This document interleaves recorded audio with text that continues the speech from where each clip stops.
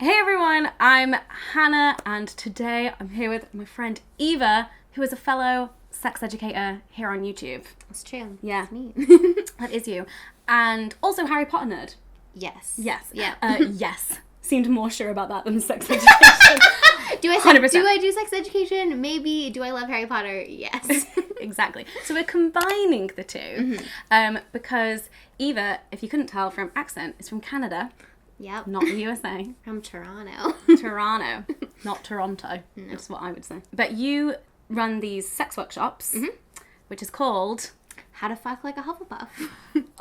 And when I heard this, I was like, that is genius.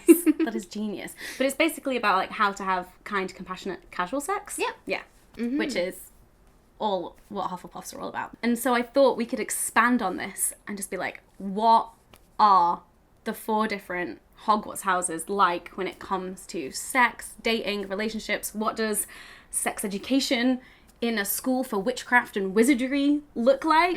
Oh boy. First off, why are Hufflepuffs into kind and compassionate casual sex? Like, why is that fucking like a Hufflepuff? What is it about Hufflepuffs that makes them kind and compassionate? I'm a Hufflepuff. I was gonna say, I feel like that's pretty integral to like what we know about Hufflepuffs, that they're like very kind and like care for others around them and like other people. Isn't that in the song Helga Hufflepuff takes all the rest? She does. All the misfits. Yeah. So it's a certain amount, I think, of like, respect and understanding of other people's feelings, which you can do if you are having casual sex with someone, surprisingly. And you're a Gryffindor. Yes. But I also feel very connected to Hufflepuff. I feel bad that I might have deceived people with my workshop, but I feel I'm a Gryffindor, so hopefully I should be. And I identify as a Slytherpuff, but emphasis on the puff. Yeah. Because you can't say a Hufflin, so you have to say Slytherpuff. Yeah. What the fuck is a Hufflin? It doesn't. Every day I'm Hufflin. As a Gryffindor, you speak for all Gryffindors. What happens in the Gryffindor common room behind closed doors or in the dorm rooms? What's going on in there? My favorite thing to think about this is that like if you are from one house and you've like hooked up with someone from another house, when you come back to share the deets, what are your friends' assumptions about like, you hooked up with a Gryffindor, like they must have been, and I would think like really adventurous in bed, like they wanted to do all these things. Maybe they wanted to go, have sex in the Forbidden Forest, maybe. Like an idiot. Because where is the line between bravery and idiocracy? I don't know. You get more privacy in the Forbidden Forest, maybe? Maybe there's like a... Yeah, you are at a boarding school. Things get a bit difficult. You have more space. Room of requirement? Surely that's where everyone hooked up. Is there a dungeon in the Room of Requirement? I mean, no. The Slytherins' common room is in the dungeon. I mean, like a kink dun. Oh, the Slytherins are 100% kinky BDSM for sure. people. Oh my god. But see, when I think about that, I think houses can be kinky in different ways. So Ravenclaws are like big nerds about it. Like if you want to like explore rope for the first time, a Ravenclaw will be like, I know how to do it safely and properly. Like this is how you do it. Yeah, they're like, they know all the knots. Like they're going to be in really good hands. I feel like as a Hufflepuff, I'm just overwhelmed all of the time. I'm just like wow. What? So many shiny things. How do I decide? Love it. My thing about Gryffindors, and please don't take this the wrong way, is I also kind of associate, like, Gryffindors, especially male Gryffindors, as, like, the classic, like, chauvinistic, almost, but, like, also chivalrous, but, like, in a slightly, like, it's, the energy is being placed in the wrong direction. You're like, but, come up to you at a bar and, like, kind of pull some, like... But they are also, like, champions of like the underdog and rights, but they'll just do it very loudly. Does that make sense? So like the Gryffindors will be like screaming down the house at Hogwarts Pride, right? Yes. And the Hufflepuffs, I think, will 100% be there too. They'll be making buttons. That's what I was gonna say. Like they'll be crafting. That's an important part of Pride. Gryffindors are the kind of allies that will be outraged on your behalf, but like at the wrong time. Yeah. Does that make sense?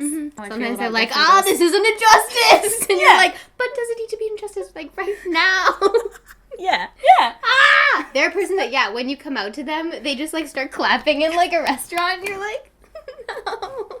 Whereas your Hufflepuff friend will be like, do you want a hug? Yeah! And your Ravenclaw friend has been like, I've actually read a couple books about this.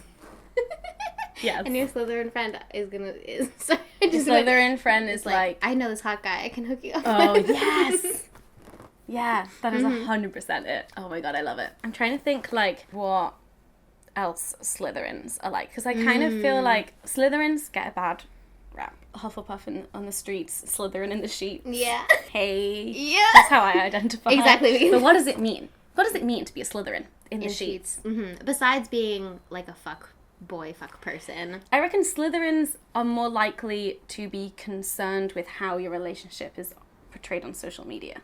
Oh. Because it's, like, about status. Yes. I've never experienced this because my partner is not on social media, so I don't understand. But I've heard from people that there can be a lot of tension in, like, you liked that person's post, or, like, you didn't like my post, especially, like, in the early stages of, like, crushing and courting. Yeah, and they're the ones that have, like, immaculate social media. Like, if you go anywhere with them... The theme is just green and silver. Yes.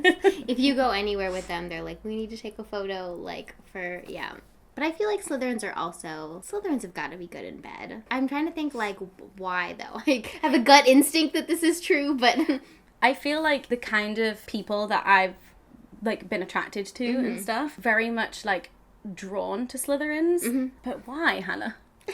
But why? I'm drawn to Ravenclaws, which are also not maybe the best fit for me. Why? Too cold. I think Ravenclaws probably come across as the more introverted type.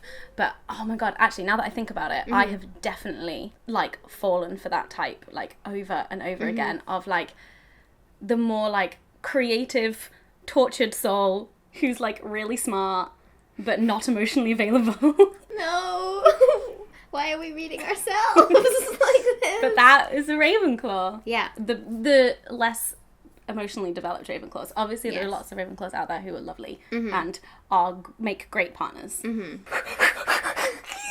Sorry, I'm just, like, processing all of this and, like, reflecting back on all my life. It's got way too real. But yeah. What's it like being in a relationship with a Hufflepuff? I feel like we're very, let's go do this new thing. Here's an exciting thing. Let's go do this. Also pretty career-oriented. I don't know career-oriented, but, like, in terms of, like, the hard-working component. Yeah. I feel like we do things to the extreme, though. I feel like when a Hufflepuff is hardworking, that Hufflepuff is, like, focused and driven. But then Hufflepuffs also know how to be really lazy. Like, if we're having a chill day, we're just like, we do that so well. We're just like, nope, no hard work. I'm on the sofa, Netflix. I love like, it. You're that's just kind of like how I feel like.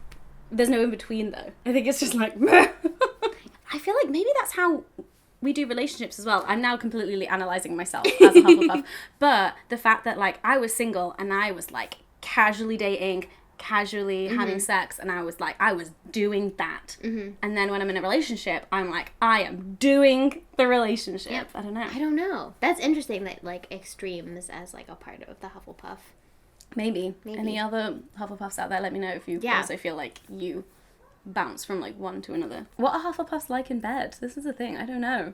I think bouncy is the first word that came to my head. I don't know, wanting to know about your partner's interests and, like, being able to, like, fulfill those, or, like... Basically what your How to Fuck Like a Hufflepuff is all about. Yeah. I don't know if that's quite... But asking questions, being kind and considerate. Self-reflective about, like, your own boundaries and needs, and then, like, being able to communicate to that with other people. Hufflepuffs are into sploshing. What? Well... Oh, with the food! Because we're next to the kitchen, so there's a whole thing about Hufflepuffs and food. And so Hufflepuffs must be into sploshing. Yes, and Slytherins are more into BDSM because dungeons. Okay, and then Ravenclaws are up in the tower with owls, so they're Furbies. No. Furries? Furries, that's what I meant, not Furby. Furby's the little toy, Yeah. isn't it? No, maybe the Gryffindors are fairies, because lions. I don't know. What are Gryffindors into? Other than... Everything. Everything. Gotta try everything once. Every Gryffindor is, like, bisexual or bi-curious at some point. Wow. Can you confirm and comment? Aw, I like that idea. We were talking to you about, like, magic sex ed and, like... Yes. About how, yeah. So, like, non-magic condoms are already, like, quite effective. So, magic condoms would be perfect. Do you need magic condoms when you've got Madame Pomfrey? So, yeah, is Madame Pomfrey like your health teacher where you go and... She teaches you... Wait, are there other magical diseases that you can contract? Oh, there definitely through are. having sex with witches and wizards? Yes. There There's must way be. more STI. And there must be, like, different, like, spells and, like, curses and charms that you can put on people that will make your, like, bits do funny things. Yeah. You could, like... Engorgement. Maybe... Oh, Engorgio! There gotta be a couple every year that try that to go to Madame Pomfrey's, and she's like, so there's a different spell or like a different cream, but you can't just like engorgio your dick. It's not how it works. But like, if there was magic, right? Like, there are so many, I don't want to say problems, but so many things that people come up against in their own personal sex life and then their sex life with other people where they're like, oh my god, things are going wrong, my body doesn't work properly, like magic like will fix. But is that is that a good thing? A good thing to be able to just wave your wand and everything fits and you're always you're always wet maybe so you don't have to take the time to learn like that you need more foreplay and continue to have sex. Is there like a spell that makes you aroused, and is that consensual? Yeah, and is that a good choice? Love potions? What's that about? Yeah. We don't talk about, like, when they're mentioned, they aren't like love potions are super restricted, because some potions are super restricted, like Felix Felicis. Yeah. So I would think that love potions are also like very because restricted. how long does a love potion last? Yeah. Because it depends how serious it is, because if you can like brew a love potion long enough to last 30 years, oh yeah, like what? That's definitely, you're getting life in Azkaban. There you go. Also, I mean, this is not on sex and relationships at all, but like, where do wizards and witches who have committed petty crimes go? You're right. Like, where do they go? Like, if a witch has committed fraud or like stole someone's toothbrush, everybody goes to Azkaban. That's so messed up. I didn't think about that. Is there like community service for witches and wizards and like rehabilitation? So. Has J.K. Rowling said anything about that? Or if you just like, is there a better alternative in some fan fiction? Trans people. Surgery. Yes. Or like, yeah. Are there spells to like make you transition? Ooh, but then also dormitories are split.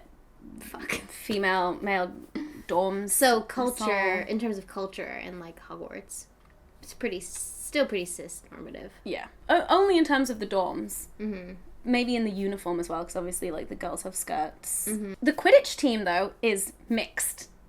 Which is really cool. That's true. Quidditch teams are mixed, so I'm like down for that. I know in terms of like being on hormones, like you kind of don't know what your body's gonna do in terms of what you're gonna get.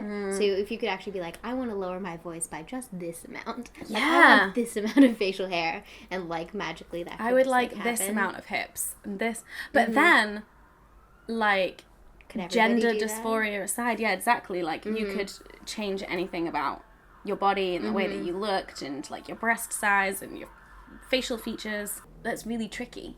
Or does the magic somehow know if it is there a special, if it's like because you're trans, or if it's because of other reasons? How do witches and wizards get plastic surgery? Does it magic, or do they have surgery? Is the surgery magic? I mean, it would be kind of like the same as like any other magical surgery that Madame Pomfrey can do. One woman for an entire school of children and adults. Yeah, that's just sorting them all out. Yeah, Madame Pomfrey's sexual health clinic. I love it. She's got all the magical condoms. I hope they're everywhere. I hope they're very accessible. Yeah, just go to the room of requirement. Professor Umbridge, though, she'd crack down on all of that. Oh, yeah. You'd be doing No more so magic well. condoms. You'd be doing so well, and the characters are just getting, like, to the age where they're like, maybe I want to have sex. Mm-hmm. And then Professor Umbridge is just like, No sex. No. Yeah, there's Don't definitely... even think about it. She can read your thoughts. Isn't there, like, you have to keep, like, a distance or... I don't know. Oh, yeah, that was one of the rules, wasn't Yeah. it? Yeah. Obviously, this is all in good fun. Yes. And we would love to hear in the comments some of your interpretations of how you think students or people in general of the different Hogwarts houses behave in bed, in relationships, in dating, and all of those scenarios. Mm-hmm. But we also came up with some other, like, puns for if you wanted to run your own Harry Potter sex workshop. So yours is how to fuck like a Hufflepuff. And then there could also be how to Ravenclaw your way out of an abusive relationship. How to open your Gryffindor. That was it. How to open your Gryffindor to new people and ideas, or whatever it is. And then how to Slytherin without being a creep. There you go. So there's some workshop ideas for you guys. Yeah. Feel free to email me. We can collab. Oh, yeah. And where can people come and actually take one of your workshops? Yeah, so I am doing my workshop twice this fall. Once in Ottawa on September 21st at Venus Envy, and then on October 27th, right before Halloween, at Good for Her in Toronto. Oh, and Good for Her is one of the sex Yeah. shops that you took me to. Yeah. That's good. And also check out the podcast episode that I've done with Eva over on Doing It. We talk all about her thesis. Yeah. What is your thesis about? My thesis is about sexting and how it can be related to communication and satisfaction and all those good things. So cool. So cool. Yes. Our own human muggle 21st century kind of magic technology. Right? I just came up with that. Oh my god. Why? Oh. You're brilliant. I know, thank you. Also, we did a video over on Eva's channel where we talked about some of our favourite sex books and sex research papers. So definitely go and check that out. Please do give the video a thumbs up if you enjoyed it, and don't forget to subscribe and hit that notification bell so you don't miss another one. Bye! Bye! Woo! Nailed it! Love it.